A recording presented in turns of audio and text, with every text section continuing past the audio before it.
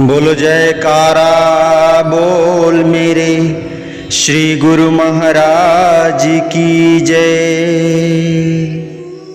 महाघोर कलिकाल में जीव रहे दुख पाए, तिनके सब दुख हरण को प्रभु धरा पर आए। जीवों के कल्याण हित प्रभु लीन्हा अवतार, श्री परमहंस के रूप में प्रकटे दया को धार। बोलो जयकारा बोल मेरे श्री गुरु महाराज की जय। बोलिए साचे दरबार की जय। श्री आनंदपुर वासी भगवान की जय।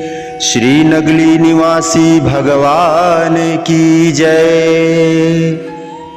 समस्त भगत जी को जय सच्चिदानंद जी। भगत जी इस चैनल को सब्सक्राइब कीजिए, वीडियो को भी लाइक कीजिए और वीडियो को ज़्यादा से ज़्यादा गुरुमुखों के पास शेयर कीजिए, ताकि यह भक्तिमय सत्संग समस्त गुरुमुख जन तक पहुंच सके और आप भी पूर्ण के भागी बने। जय सच्चिदानंद भगत जी। भगवान की कृपा से जिन्हें विवेक चक्षु मिल गए हैं और सत्य की परख हो गई है, वे असत्य पदार्थों को त्याग कर सच का सौदा करते हैं। जिनके मन पर माया के मलिन संस्कारों की परत जम चुकी है, वे रत्नों को त्याग कर कौड़ियां एकत्रित कर रहे हैं। कथा है, एक बार श्री गुरु नानक देव जी ने भाई मर्दाने को एक बहुमूल्य लाल देकर फरमाया कि जाओ शहर में जाकर कुछ जलपान ग्रहण कर आओ और जो शेष रकम मिलेगी वह वापस ले आना। भाई मर्दाना लाल लेकर एक दुकान पर गया। दुकानदार को उस लाल के बदले कुछ भोजन की मांग कर बाकी शेष बची रकम देने को कहा। एक साधारण आदमी लाल की कीमत को क्या जाने, उस दुकानदार ने उस लाल को वापस देते हुए कहा कि इस पत्थर के बदले भोजन के अतिरिक्त तुम्हें रकम भी दूं, मैं पागल नहीं हूं, जाओ अपना पत्थर वापस ले जाओ। लाल लेकर भाई मर्दाना श्री गुरु महाराज जी के चरणों में उपस्थित हुआ और विनती की कि आप तो फरमाते थे कि यह बहुमूल्य लाल है, परंतु इससे तो कोई फूटी कौड़ी भी न मिली। गुरु साहब जी ने पूछा कि यह लाल किसके पास लेकर गए थे। भाई मर्दाने ने उत्तर दिया कि भोजन की इच्छा थी, इसीलिए जहां खाने पीने के लिए कुछ मिल जाए मैं उसी दुकान पर गया था। गुरु साहब जी ने कहा कि लालों की परख केवल जौहरी को हुआ करती है, इसीलिए तुम इस शहर के साल सराय नाम के जौहरी के पास जाओ, वह ही तुम्हें इसकी वास्तविक कीमत का ज्ञान करवा सकता है। आज्ञा पाकर भाई मर्दाना साल सराय की दुकान पर गया और उसे वह लाल दिखाकर उसकी कीमत आंकने को कहा। साल सराय ने उस लाल को परख कर कहा कि मेरे पास लाखों की संपत्ति है, यदि वह सारी भी तुम्हें दे दूं तो भी इस लाल की कीमत अदा नहीं हो पाएगी। उसने उस कीमती लाल को दिखाने के उपलक्ष्य में उसे 100 रुपया भेंट कर दिया। अब विचारणीय बात यह है कि उसी लाल को किसी ने तो साधारण पत्थर का टुकड़ा समझ 4 आने भी न दिए और किसी ने उस लाल के लाखों रुपए से भी अधिक मूल्य डाल दिया। ऐसे ही सद्गुरु के शब्द रूपी अमोलक लाल को कदरदान सिर के मूल्य पर भी सस्ता समझकर अपना तन मन धन सब कुछ कुर्बान कर देते हैं।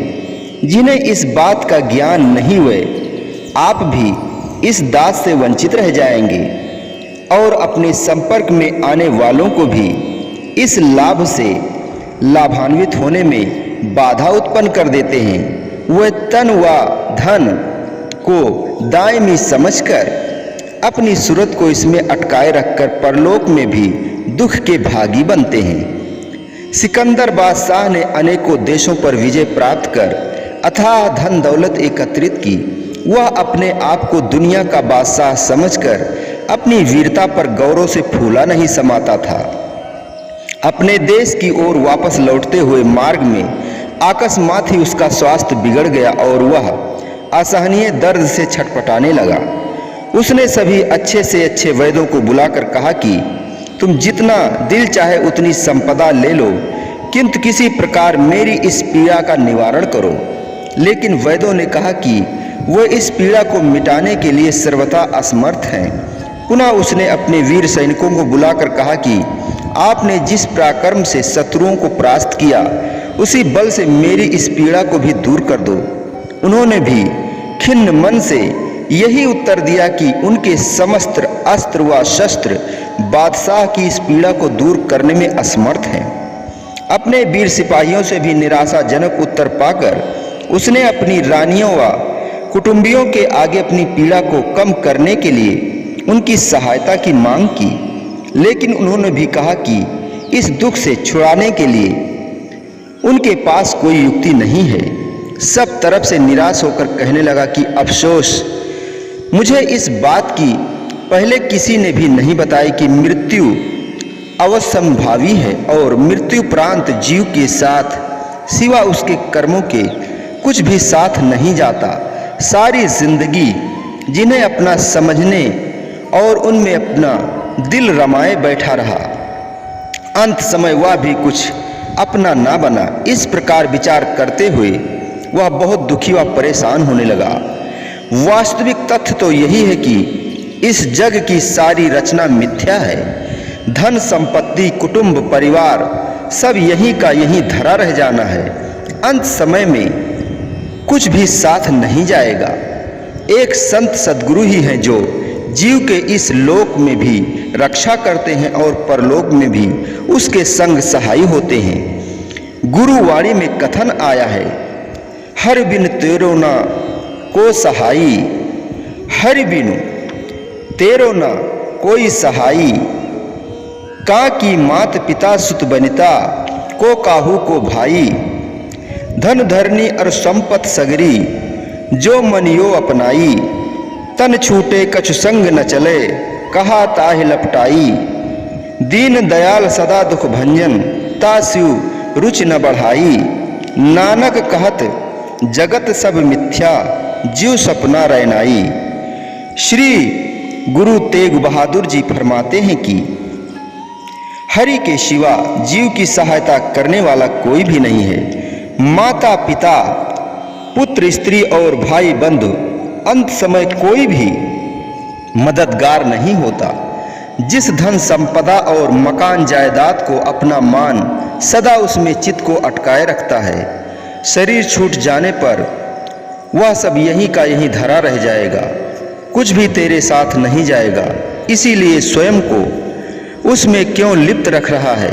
गुरु साहब जी फरमाते हैं कि इस जग को तुम स्वप्न की न्यायी मिथ्या समझो, अर्थात जैसे जाग जाने पर स्वप्न का कोई अस्तित्व नहीं होता, ऐसे ही संसार को भी जानो।